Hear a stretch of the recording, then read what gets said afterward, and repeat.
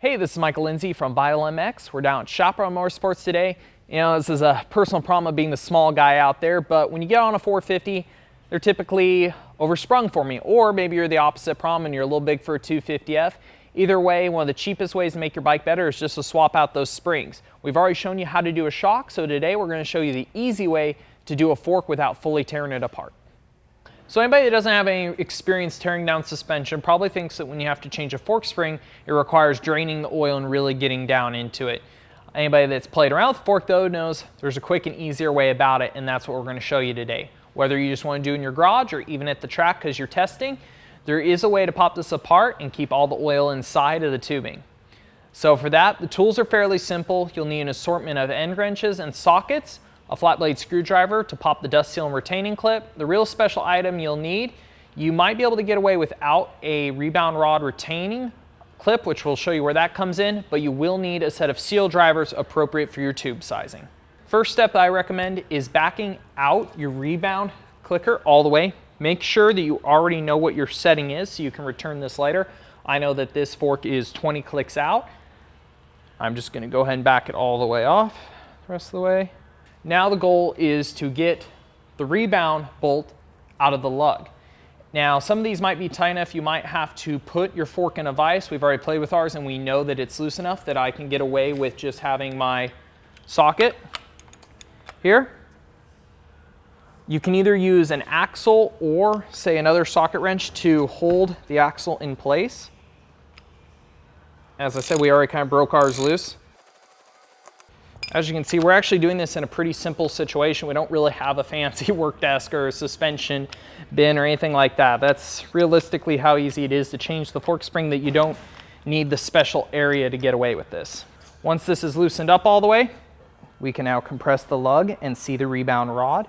You can see there's a nut here that countersinks against the bolt we need to break loose. Now, if this was a separate function spring fork or a fork with a lot more spring rate, this compression would be kind of hard and you would probably have a proper lock here that would hold the fork from coming back up.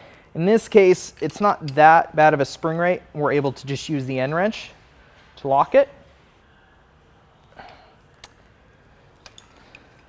I want to make sure not to make that too much of a jerking motion where we have our end wrench being the only thing holding our fork compressed. If you do it too quickly, you might pop the whole thing off and pinch your finger or send some tools flying.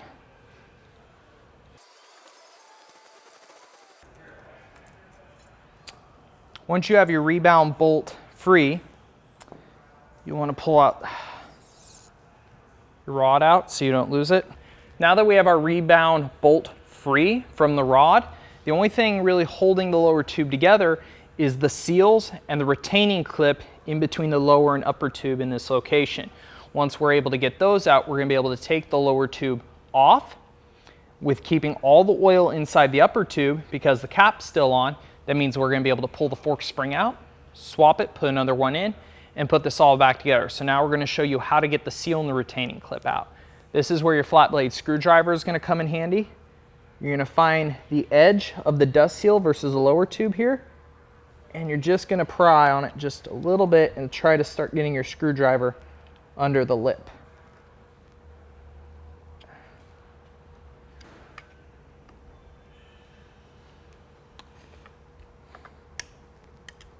Being that this is a fairly nicer set of forks, I'm trying to be easy on this and not tear up the coating too much. So taking our time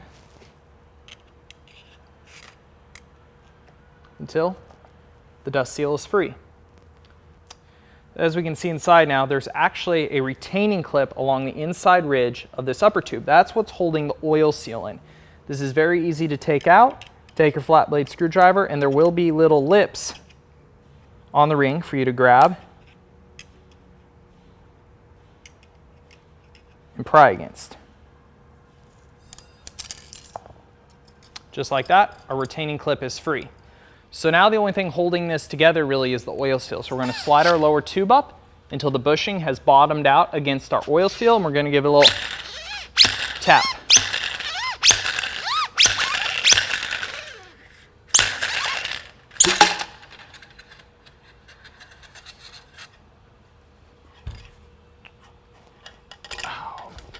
There you go. As you can see, we now have access to the fork spring, and pretty much all the oil is still inside. You will get a little drip or two. Something to do ahead of time if you know you're going to change this and you have time, having the fork in the upside down position leaned up against a bench for a while will allow any little bit of oil that's left in the lower tube and on the spring to drain to this location. And then as long as you keep it in this inversion while working on it, all the oil will stay down there and there won't be as much free to drip off. So in this case, we're actually not going to swap our spring rate, but to show you how simple it is, spring off, and you could slide a new one right in. Now it's as simple as putting the tubes back in.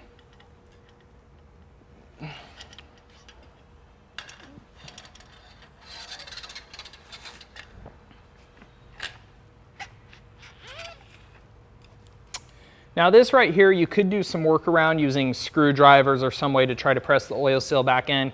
Personally, that's pretty wonky even by my standards.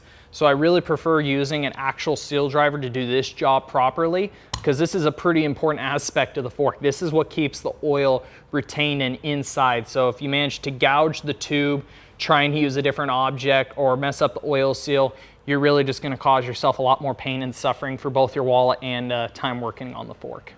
So now we're just going to take our seal driver here, place it around the tube, and start using it to slowly press our oil seal into place. For the most part, you should feel and hear when the oil seal has bottomed out like it has right now. And the other easy way to be able to tell is to look down inside and see if the channel that you're going to put the lock ring back into is usable, which in this case it is. So we're going to take our lock ring, slide it back in. Sometimes you can get lucky and just do that with your fingers. Sometimes like this, might have to take a screwdriver and just give it a little extra tap in. Really important part here is to take a second to go all the way around the ring and make sure it's completely seated into the groove. As I said, this is what's holding the oil seal in. So once we've done that, ours is completely in the groove. We can just take our dust seal down. Sometimes, like now, you can just pull that down with your fingers. You might have to take a screwdriver and push it down slowly, lip by lip, but in this case, it's sealed right up. So the last thing left is to put our rebound bolt back, not just in the lug. You got to make sure now, of course, that you get it attached to the rebound rod and get that tightened down correctly. So we'll show you that next. So the needle that we're inserting to our rebound rod on this Showa is D-shaped. As you can see, it's keyed. You want to make sure when you insert it that you turn it until it seats into its key position. If it's not, as you might have just saw before I turned it, it will be exposed above the threads. When you turn it into the correct spot, it'll slip down inside like the one we have now. So our next goal is to get our rebound nut threaded back onto the rod. In this case, we're going to use our end wrench there to lock it in place. Once again, the needle we're going to insert this into is key-shaped, and so is the adjuster here. So you want to make sure you get that in correctly. If not, you can, some people will get it on the key wrong, start to tighten this down, and they can twist and mess up the end of that key that's in there and damage it. So now we're going to tighten this down onto the rod.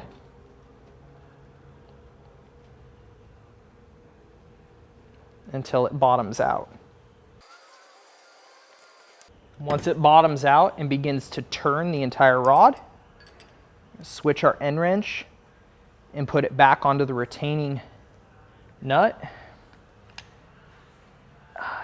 and tighten these two together to keep the rebound rod bolt firmly attached to the rod. Once that is done, you can compress the fork leg, remove the end wrench, let the fork extend, and now the last thing that is left is to tighten down the rebound bolt into the lug firmly. Some people have taken impact guns to this. That is not a very good idea, especially if you want anybody to be able to get these apart later. Like a suspension guy will probably rip you a new one if you do that. As I said, you can use either an axle or another socket wrench, something to hold in our lug here. to tighten that up, or you could put your fork into a vise and clamp it to give you a little more of a controlled surface when you're tightening down the rebound bolt. Now that we're done, the last step is to just reset your rebound adjuster to the clicker position that you had it in before you took this fork apart. So in this case, we're going to bottom out our adjuster clockwise and then count back to our position. And just like that, we changed the fork spring. We didn't even have to drain the oil. If you want to learn more about suspension, check out some of our other tech tips videos. We go through how to adjust them, how to remove them from the bike. And for any of our bike reviews, or if you want to learn more about the industry or anything else, jump on vitalmx.com.